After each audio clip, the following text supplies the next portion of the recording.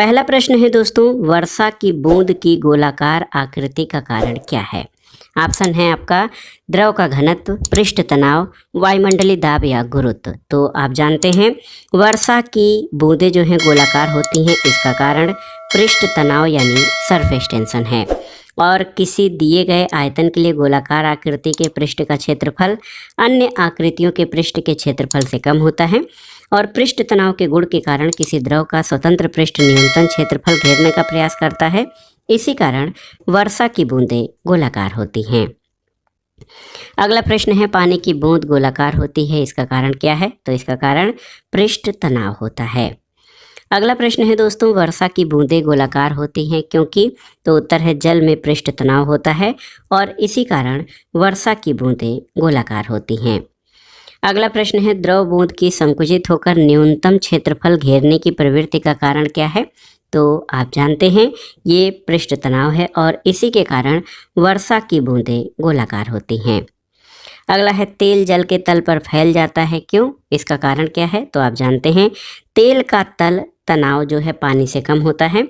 तेल का तल तनाव या पृष्ठ तनाव पानी की अपेक्षा कम होना तेल के जल के तल पर फैल जाने का कारण है। अगला प्रश्न है, मिट्टी का तेल पानी के ऊपर इसलिए तैरता है, इसका कारण क्या है? तो आप जान लीजिए मिट्टी के तेल का घनत्व पानी के घनत्व से कम होता है और इसी कारण ये पानी पर तैरता है। अगला प्रश्न है दोस्तों, साबुन के बुलबुले के अंदर का दाब जो है, देखिए ऑप्शन वायुमंडलीय दाब से अधिक होता है, वायुमंडलीय दाब से कम होता है, वायुमंडलीय दाब के बराबर या वायुमंडलीय दाब का आधा होता है। तो सही उत्तर हो जाएगा साबुन के बुलबुले के अंदर का दाब वायुमंडलीय दाब से अधिक होता है। अगला प्रश्न है, यदि साबुन के दो भिन्न भिन्न व्यास के बुलबुलों को एक नली के द्वारा एक दूसरे के संपर्क में लाया जाए तो क्या घटित होगा?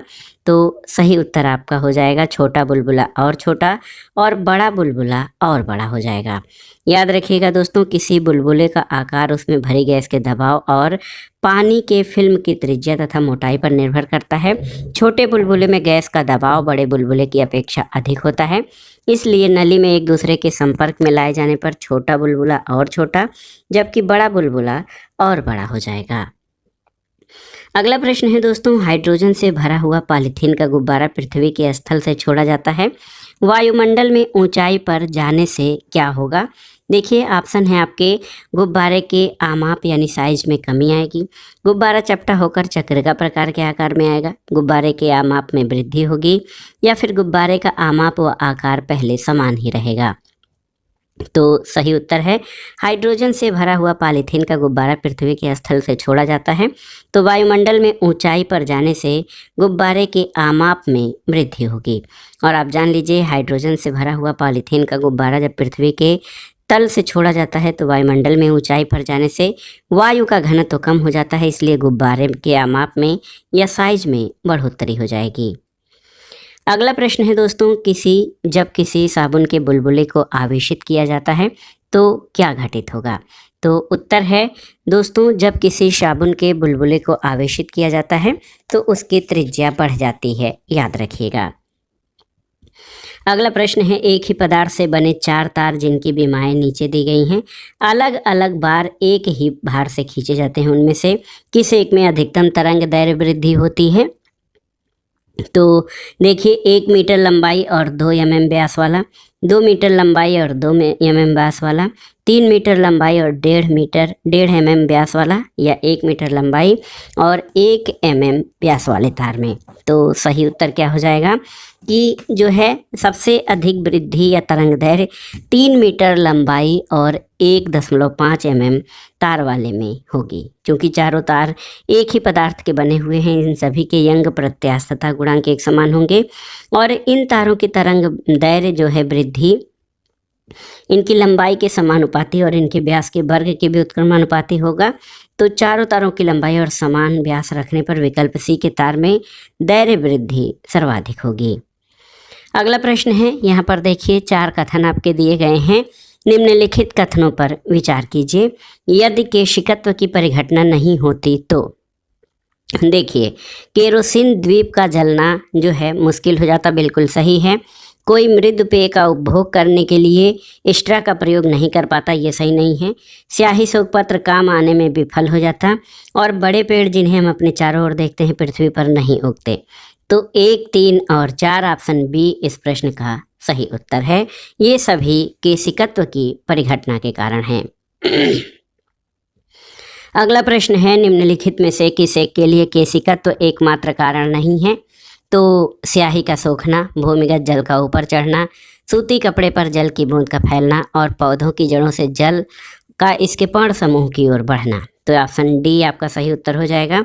दोस्तों, दैनिक जीवन में केशिकत्व के अनेक उदाहरण मिलते हैं, जैसे सूखते द्वारा स्याही का सूखना, भूमिगत जल का ऊपर चढ़ना, सूती कपड़े पर जल की बूंद का फैलना, लालटेन और लैंप की बत्ती में तेल का चढ़ना, पौधों की जड़ों से जल के इसके पर्ण समूह की ओर बढ़ने के लिए केशिकत्व के अलावा प्रस्वेदन, ससंजन आदि क्रियाएं भी उत्तरदायी होती हैं। अगला प्रश्न है दोस्तों, बत्ती वाले स्टोव में केरोसिन की बत्ती में ऊपर चढ़ने का कारण क्या है? तो आप जानते हैं ये पृष्ठ तनाव होता है। बत्ती वाले स्टोव में केरोसिन में बत्ती के ऊपर चढ़ने का कारण तेल का पृष्ठ तनाव है, और इसके अलावा केशिकार्षण जो होता है, केशिकत्व और तेल के पृष्ठ तनाव के कारण बत्ती वाले स्टोव में केरोसिन बत्ती में ऊपर उठता है। अगला प्रश्न है, एक केश नली में जल की अपेक्षा एक तरल अधिक ऊंचाई तक चढ़ता है, तो इसका कारण क्या होगा? तो तरल का पृष्ठ तनाव जल की अपेक्षा ज़्यादा होगा, इसलिए उसी समान व्यास की केश नली में जो है पानी की अपेक्षा कोई द्रव अधिक ऊंचाई तक चढ़ेगा। अगला प्रश्न है, जब किसी झील की तली से ऊपर उठकर वायु का बुलबुला ऊपरी सतह तक आता है तो उसके आकार में क्या प्रभाव पड़ता है? तो उसका आकार बढ़ जाता है। आप जान लीजिए कि जब वायु का बुलबुला झील की तली से ऊपर उठकर आने लगता है तो तली की अपेक्षा ऊपर की ओर दाब घटने लगता है, जिससे वायु के बुलबुले का आयतन बढ़ जाता है। अगला प्रश्न है दोस्तों, हवाई जहाज से यात्रा करते समय पेन से स्याही निकलने लगती है, इसका कारण क्या है? तो उत्तर है, वायु दाब में कमी आ जाने पर जो है वायुदाब कम हो जाता है, जिसके कारण ऊंचाई पर पहुंचने से वायुमंडलीय दबाव और पेन के अंदर स्याही के दबाव का साम्य भंग हो जाता है, और पेन के अंदर स्याही का दाब अधिक होने के कारण ये बाहर की ओर निकलने लगती है।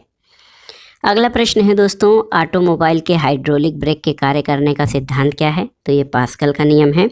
हाइड्रोलिक ब्रेक, हाइड्रोलिक प्रेस और हाइड्रोलिक लिफ्ट जो है पास्कल के नियम पर आधारित हैं। पास्कल के नियम के अनुसार यदि गुरुत्वीय प्रभाव को नगण्य माना जाए तो संतुलन की अवस्था में किसी द्रव के भीतर प्रत्येक स्थान पर समान दाब रहता है। अगला प्रश्न है दोस्तों, बैरोमीटर पठन में अचानक गिरावट हो जाने से कौन सी एक मौसम की दशा इंगित होती है? आपको बताना है। तो बैरोमीटर के पाठ्यांक में अचानक गिरावट आने पर तूफान का संकेत होता है। अगला प्रश्न है, नीचे दिए हुए 4 छिद्रों वाले एक फव्वारे के चित्र पर ध्यान दीजिए। फव्वारे से किस क्षेत्र से पानी अधिकतम दूरी तक फेंका जाएगा अगर इसमें भरा जाए तो सही उत्तर है, देखिए जो है एक फव्वारे के जो छिद्र है वहाँ से अधिकतम दूरी तक पानी निकलेगा, और आप जान लीजिए छिद्र 1 से निकलने वाले जल की गति सर्वाधिक होगी और इसी छिद्र से पानी अधिकतम दूरी तक फेंका जाएगा। अगला प्रश्न है दोस्तों, एक तरल किसी सिलेंडर आकार के पाइप में धारा रेखीय रीति से बह रहा है। पाइप के अक्ष वाले खंड में प्रवाह की परिच्छेदिका या प्रोफाइल क्या होगा? आपको इसमें बताना है। तो यहाँ पर देखिए सही उत्तर ऑप्शन डी हो जाएगा।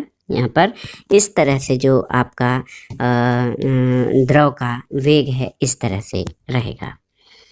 अगला प्रश्न है दोस्तों, देखिए ताप बढ़ने के साथ द्रव की श्यानता पर क्या प्रभाव पड़ता है? तो ताप बढ़ने पर द्रव की श्यानता घटती है।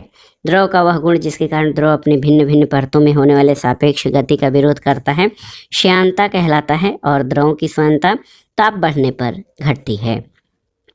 यही कारण है कि जून माह में शीरा जो है जनवरी माह की तुलना में कम श्यान होता है।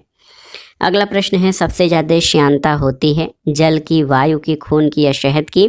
तो आप जान लीजिए शहद की। जो द्रव जितने अधिक गाढ़े होते हैं वे उतने ही अधिक श्यान होते हैं।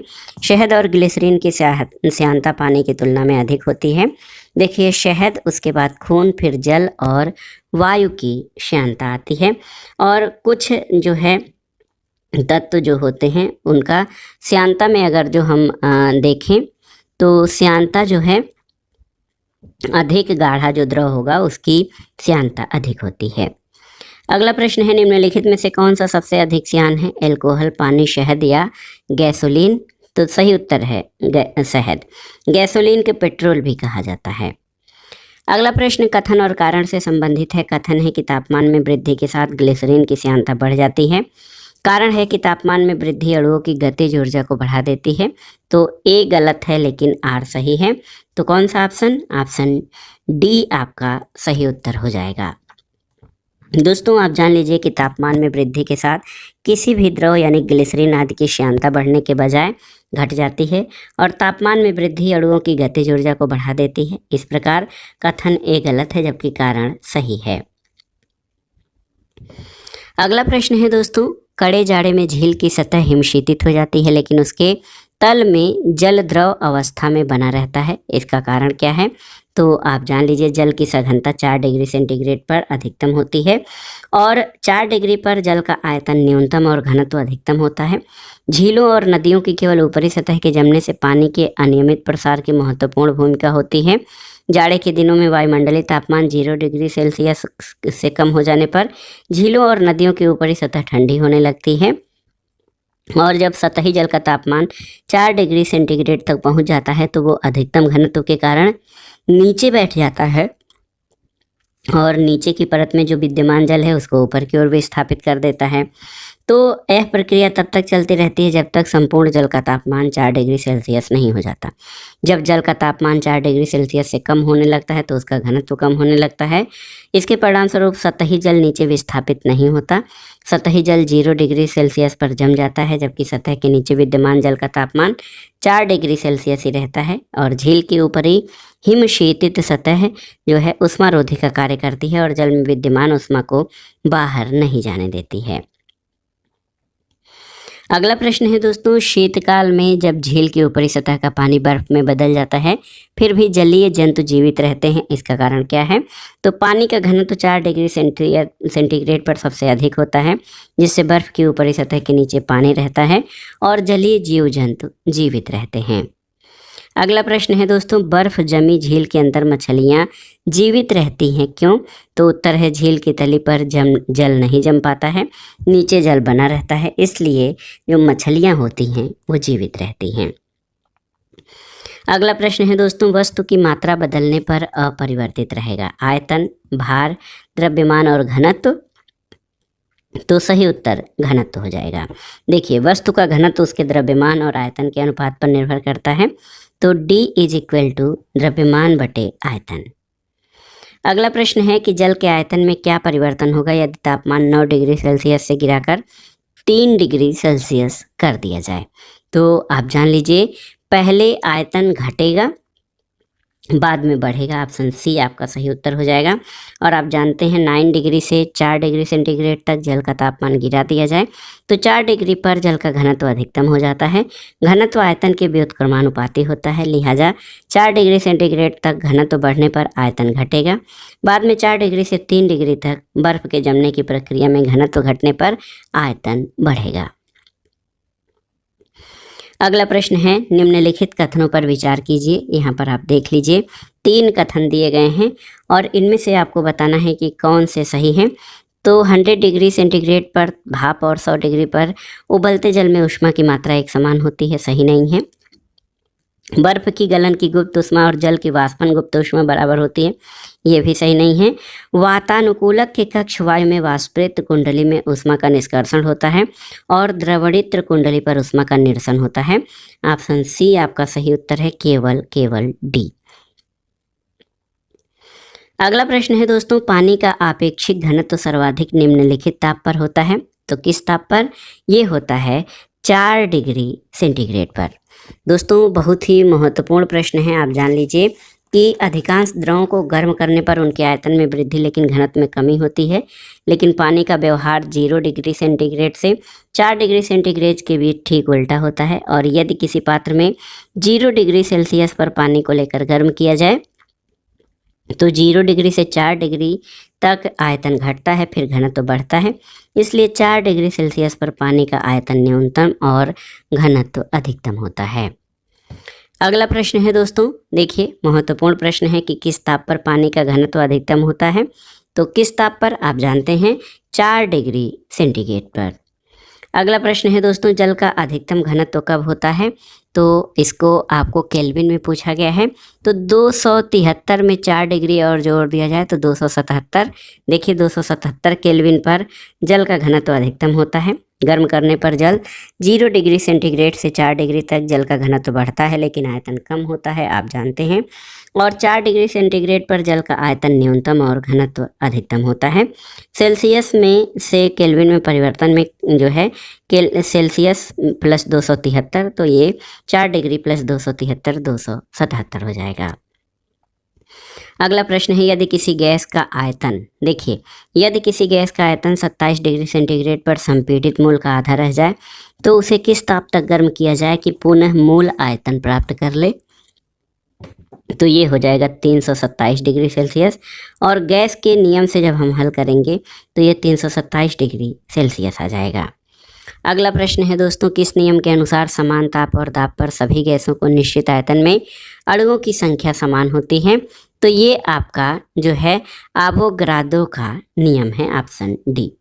दोस्तों आवोगाद्रो के नियम के अनुसार समान ताप और दाब पर सभी आदर्श गैसों के समान आयतन में कणों या अणुओं की संख्या समान होती है, और जब ताप और दाब नियतांक हो तब किसी गैस का आयतन उस गैस में मोलों की संख्या यानी नंबर ऑफ मोल्स के समानुपाती होता है। आवोगाद्रो के नियम को गणितीय अभिव्यक्ति V = K/N होता है। N गैसों के मोल की संख्या, K नियतांक और V आयतन है।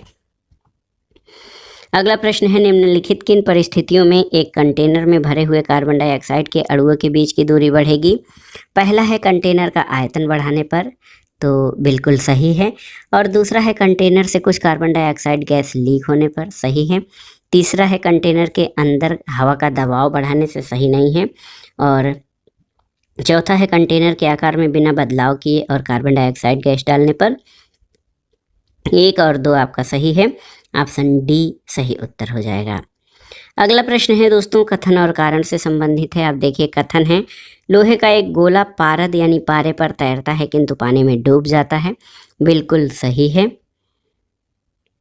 बिल्कुल सही है। लोहे का अपेक्षिक घनत्व पारद के अपेक्षिक घनत्व से अधिक होता है, ये गलत है। तो ए सही लेकिन आर गलत है, ऑप्शन सी इस प्रश्न का सही उत्तर हो जाएगा। दोस्तों लोहे का गोला जो है वो मरकरी पर तैरता है किंतु पानी में डूब जाता है।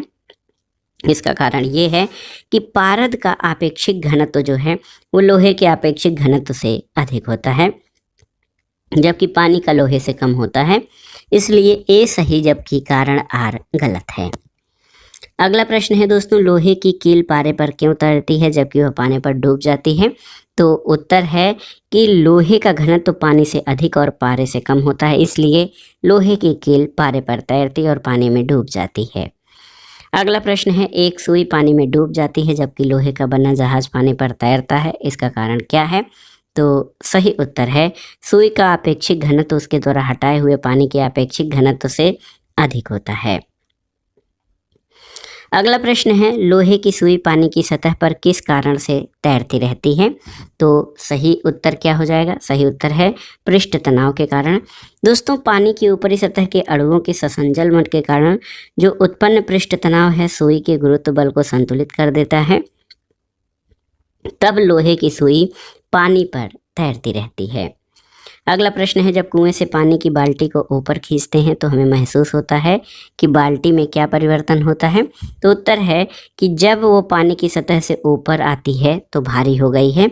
जब हम कुएं से पानी की बाल्टी को ऊपर खींचते हैं तो हमें महसूस होता है कि बाल्टी पानी की सतह से ऊपर भारी हो गई है।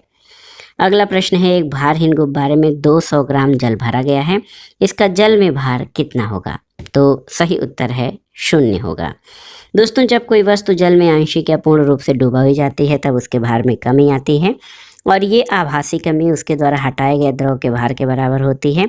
क्योंकि गुब्बारे में जल के अंदर ऊपर और नीचे दोनों ओर उत्प्लावन बल लगता है, तो गुब्बारे का भार बराबर भार माइनस उत्प्लावन बल, तो 200 माइनस 200, इसलिए जल में गुब्बारे का भार 0 हो जाएगा। अगला प्रश्न है बादलों का वायुमंडल में तैरना। बादलों के वायुमंडल में तैरने का कारण क्या है? उनका कम ताप, वेग, दाब या घनत्व। तो सही उत्तर है घनत्व। और आप जान लीजिए बादल वायुमंडल में तैरते हैं क्योंकि वायुमंडल में उपस्थित जलवाष्प गर्मी पाकर गर्म होती है, जिससे जलवाष्प का घनत्व घटता है। घनत्व घटने के कारण जलवाष्प हल्की होकर ऊपर उठती है और वायुमंडल के ऊपरी भाग में दाब और ताप कम होने के कारण ये जलवाष्प फैलती है और पानी की छोटी छोटी बूंदों में परिवर्तित होकर तैरती रहती है। इसी को बादल कहते हैं। अगला प्रश्न है समुद्र में प्लवन करते हुए आइसबर्ग का कितना भाग समुद्र की सतह से ऊपर होता है? तो उत्तर है 1/9 भाग, और काफ़ी हिस्सा जल के अंदर होता है। दोस्तों शुद्ध जल के बर्फ में परिवर्तित होने पर 4 डिग्री सेंटीग्रेड ताप पर बर्फ का घनत्व जल के घनत्व का 1/9 भाग होता है। इसलिए शुद्ध जल में बर्फ का 90% भाग पानी के अंदर और केवल 10% भाग ही पानी के ऊपर होता है। आर्कटिक और अंटार्कटिक महासागर में प्लावी बर्फ दिखाई पड़ती है। जल के ऊपर बर्फ का केवल 1/9 भाग देख पाते हैं। प्लावी बर्फ का 8/9 भाग जल की सतह के अंदर बना रहता है क्योंकि समुद्री जल लवड़ी यानी अधिक घनत्व वाला होता है, लेकिन इससे निर्मित बर्फ लवड़ी नहीं होती, वो शुद्ध होती है। चूँकि प्रश्न में समुद्र में प्लवन करते हुए आइसबर्ग का सतह से ऊपर का भाग पूछा है, तो ऑप्शन ए आपका सही उत्तर हो जाएगा। अगला प्रश्न है पानी के एक गिलास में एक बर्फ का टुकड़ा तैर रहा है। जब बर्फ पिघलती है तो पानी के स्तर पर क्या प्रभाव पड़ेगा? तो उतना ही रहेगा, कोई प्रभाव नहीं पड़ेगा, यानी आयतन में कोई परिवर्तन नहीं होगा। अगला प्रश्न है बर्फ का एक टुकड़ा पानी से लबालब भरे बीकर में तैर रहा है। जब पूरी बर्फ पिघल जाए तो क्या होगा? तो उत्तर है जब पूरी बर्फ पिघल जाएगी तब भी जल स्तर नहीं बदलेगा। और आप जानते हैं कि कोई वस्तु अपने भार के बराबर ही द्रव में स्थान घेरती है, इसलिए आयतन में कोई परिवर्तन नहीं होगा। अगला प्रश्न है पानी के 4 डिग्री सेंटीग्रेड पर शरीर तैरता है, जबकि तापमान 100 डिग्री सेंटीग्रेड हो जाए तो क्या होगा? तो सही उत्तर है शरीर डूब जाएगा। और इसका कारण भी आप जानते हैं, द्रवों को गर्म करने पर उनके आयतन में वृद्धि लेकिन घनत्व में कमी होती है। 4 डिग्री सेंटीग्रेड पर शरीर पानी में तैरता है क्योंकि शरीर का घनत्व 4 डिग्री सेंटीग्रेड जल के घनत्व से कम होता है, और जब तापमान 100 डिग्री सेंटीग्रेड हो जाए तो पानी का घनत्व शरीर की अपेक्षा कम हो जाएगा और शरीर डूब जाएगा। अगला प्रश्न है समुद्र में नदी की अपेक्षा तैरना आसान होता है, इसका कारण क्या है? तो समुद्री जल नमकीन होता है, या फिर इसका उत्तर हो जाएगा समुद्री जल भारी होता है। दोस्तों सोडियम क्लोराइड और अन्य लवणों की अधिकता के कारण समुद्री जल नमकीन होता है, इसलिए समुद्री जल का घनत्व अधिक होता है और उसमें उत्प्लावकता भी अधिक होती है, इसलिए समुद्र के जल में तैरना आसान होता है। अगला प्रश्न है एक पिंड का अधिकतम भार निम्नलिखित में से किसमें होता है? वायु, जल, हाइड्रोजन या नाइट्रोजन? तो सही उत्तर है हाइड्रोजन में। किसी पिंड का द्रव्यमान हमेशा नियत या स्थिर रहता है और उसका भार 2 चीज़ों पर निर्भर करता है, गुरुत्व बल और पिंड पर लगने वाला उत्क्षेप बल। दिए गए विकल्प में हाइड्रोजन सबसे हल्का और विरल माध्यम है, अतः उसके द्वारा लगाया गया उत्क्षेप बल सबसे कम होगा और पिंड का भार हाइड्रोजन में सर्वाधिक होगा। अगला प्रश्न है दोस्तों जब कोई जहाज नदी से सागर में घुसता है तो क्या असर होगा? तो उत्तर है वह कुछ ऊपर उठ जाएगा, क्योंकि आप जानते हैं नदी के जल के घनत्व की अपेक्षा समुद्र के खारे पानी का घनत्व अधिक होता है, इसलिए समुद्र के जल में जहाज के प्रवेश करने पर अधिक प्लावन बल लगने लगता है, जिससे जहाज कुछ ऊपर उठ जाता है। अगला प्रश्न और आज के वीडियो का आखिरी प्रश्न है, कथन और कारण से संबंधित है। कथन है जब कोई जहाज नदी से निकलकर सागर में प्रवेश करता है तो वो कुछ ऊपर उठ जाता है, बिल्कुल सही है।